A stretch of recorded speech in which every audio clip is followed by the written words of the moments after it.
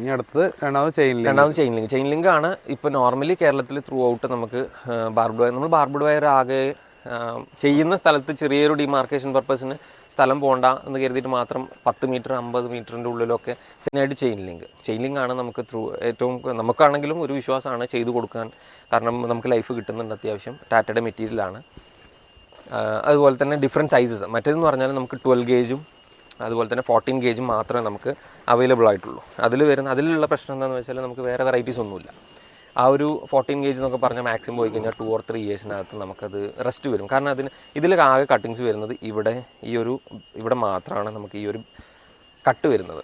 അതും മെഷീനിൽ വെച്ച് കട്ട് ചെയ്യുന്നതാണ്. പക്ഷേ ബാർബഡ് വയറിൽ അങ്ങനെയല്ല. ബാർബഡ് വയറിൽ എനിക്ക് തോന്നുന്നു 3 ഇഞ്ച് ഗ്യാപ്പിൽ ഓരോ മുള്ളിൽ 4 കട്ടിങ് വരും ഓരോ മുള്ളിൽ. അങ്ങനെ ഓരോ 3 ഇഞ്ചിൽ കട്ടിങ് മുള്ളു വരുമ്പോൾ തന്നെ ഏകദേശം അതിൻ്റെ റെസ്റ്റിൻ്റെ കാലാവധി നമുക്ക് ആലോചിക്കാവുന്നേ ഉള്ളൂ.